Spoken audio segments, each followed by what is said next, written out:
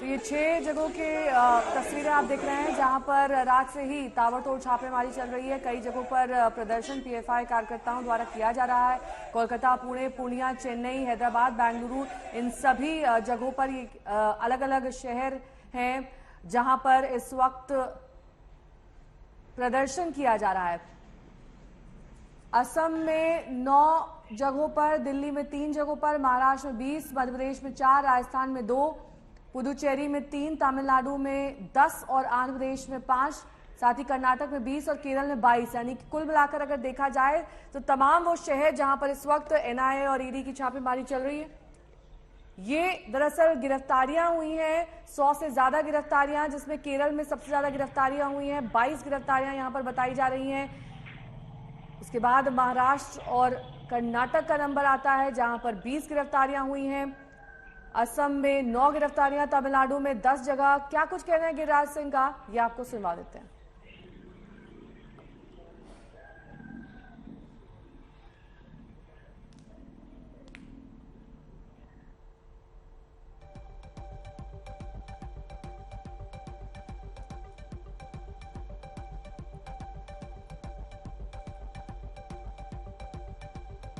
कानून अपना काम करता है, इस पर हमारी कोई टिप्पणी नहीं।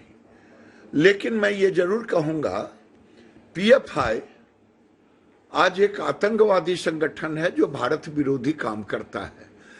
पूर्णिया को उसने अपना सेंटर बनाया है, फुलवारी शरीफ में पकड़े गए,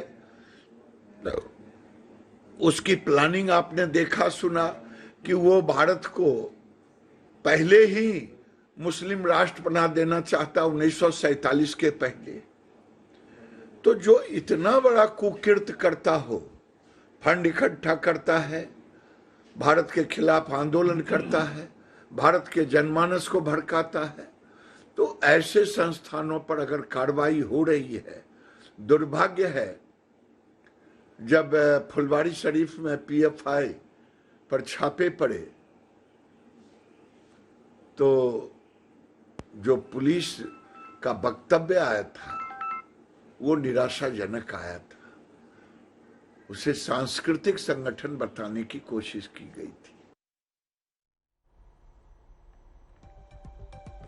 अलग अलग जगहों की देखिए आपको तस्वीरें दिखा रहे हैं। ये वो जगह जहां पर प्रदर्शन हो रहा है इस एक्शन के खिलाफ, चाहे वो चेन्नई हो, मदुरई हो, बेंगलुरु हो, मलप्पुरम हो, कर्नूल हो, यहाँ पर अलग अलग जगहों पर कार्यकर्ता सड़कों पर है। लेकिन इसकी संभावना दिख रही थी, इसीलिए ये एक्शन मिडनाइट में हुआ। 1 बजे से 7 बजे तक अलग अलग जगहों पर छापेमारी चली और उसके बाद 100 से ज्यादा समझिए गिरफ्तारियां हुई हैं। कुछ लोगों को दिल्ली लाया जाएगा, लैपटॉप, जो दस्तावेज थे वो सारे अब अपने कब्जे में टीम ने कर लिया है और अब इस एंगल पर जांच होगी कि कहां से इनको फंडिंग मिल रहा था और इनके हाथ जिस तरीके के आरोप लगते रहते हैं पीएफआई पर, चाहे वो सीए प्रोटेस्ट हो या फिर एनआरसी प्रोटेस्ट हो, हिजाब का विवाद खड़ा हुआ हो, इन सारी जगहों पर पीएफआई का नाम आया है। तो इनसे क्या सीधे तौर पर इनका कुछ लेना देना है? अब जांच इसी दिशा में आगे चलेगी। लेकिन यही डिप्टी सीएम केशव प्रसाद मौर्य का बयान आया, उन्होंने तो इसे सिम्मी का बदला हुआ स्वरूप बता दिया।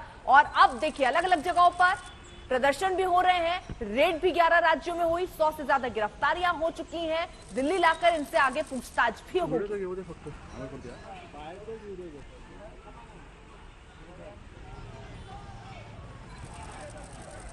ऑपरेशन मिडनाइट इसे नाम दिया गया। अभिषेक मिश्रा मेरे सहयोगी इस वक्त तमाम जानकारी के साथ लखनऊ से जुड़ रहे हैं। अभिषेक, देखिए उत्तर प्रदेश में भी कई जगहों पर ये छापेमारी चल रही है, वहां पर किस तरह की कार्रवाई सामने आई है? कितनी गिरफ्तारियां कुल मिलाकर हुई हैं?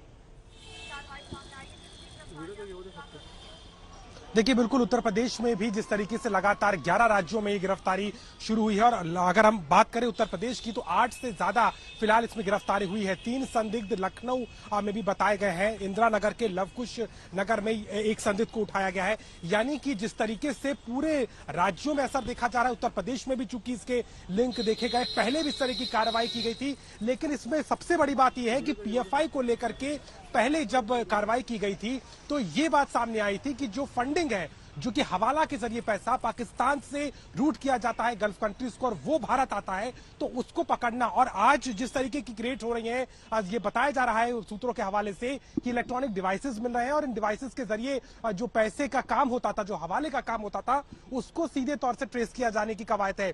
और वहीं दूसरी तरफ देखें तो लगता है, क्योंकि हमेशा से देखा गया है कि ये जो संस्थाएं हैं ये दूसरे नाम से वापस आ जाती है और ऑपरेट करती हैं।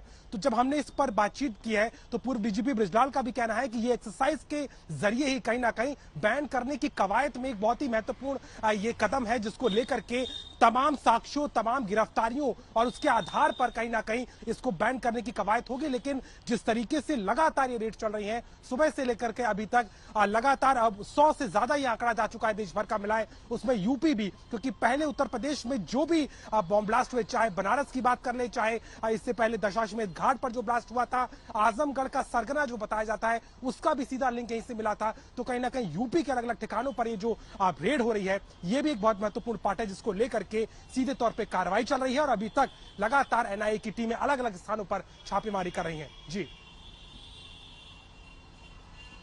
गुवाहाटी से हमारी सहयोगी अफरीदा इस वक्त तमाम जानकारी के साथ जुड़ गई हैं।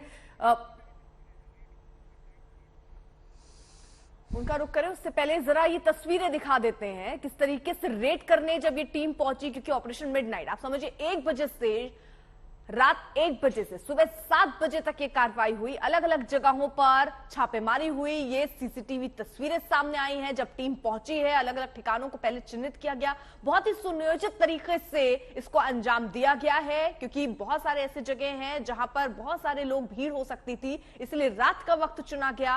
रात में ये छापेमारी हुई, बहुत 100 से ज्यादा आप समझिए गिरफ्तारियां हो चुकी हैं अलग अलग जगहों पर। हालांकि अब प्रदर्शन हो रहे हैं, लेकिन उस समय तक तो किसी को भनक तक नहीं थी कि टीम आएगी या ऐसे छापेमारी होने वाली है। तो 11 राज्य जहां पर छापेमारी हुई, 100 से ज्यादा यहां गिरफ्तारियां हुई हैं। उत्तर से दक्षिण राज्यों में रेड चली और किस तरीके की साजिश रची जा रही थी या कोई कनेक्शन इनका फंडिंग से कहां से जुड़ता हुआ नजर आ रहा है, इन सारे एंगल पर दस्तावेज कलेक्ट कर लिए गए हैं। अब आगे जांच इसी विषय पर होगी। अफरीदा मेरी सहयोगी इस वक्त तमाम जानकारी के साथ गुवाहाटी से जुड़ी हैं। अफरीदा, देखिए पैन इंडिया ये पूरा ऑपरेशन चलाया गया, नॉर्थ ईस्ट में कहां कहां पर ये ऑपरेशन हुआ, किन किन जगहों पर सबसे ज्यादा इसका एक्शन देखा गया एनआईए और ईडी का, और कितनी गिरफ्तारियां वहां पर? आज सुबह एनआईए, ईडी और स्टेट पुलिस जो जॉइंट ऑपरेशन रहा, मैं अभी हूँ पीएफआई ऑफिस के सामने, यही था इन लोगों के ऑफिस। ये एक रेसिडेंशियल एरिया में और 4th फ्लोर पे है। इंटरेस्टिंगली यहाँ पे जो असम में जो अरेस्ट हुआ है ये गुवाहाटी सिटी में हुआ है, कामरूप रूरल में हुआ है, बक्सा, बरपेटा, करीमगंज और नौगांव। गुवाहाटी सिटी और कामरूप ये जो जोन है इसमें से 6 लोगों को गिरफ्तार कर लिया गया है। ये देखा जाए तो इन लोगों का गतिविधियां यहाँ पे बहुत ही ज्यादा थे और जब पुलिस से किया कोई डॉक्यूमेंट्स वगैरह इन लोगों का बरामद किया है।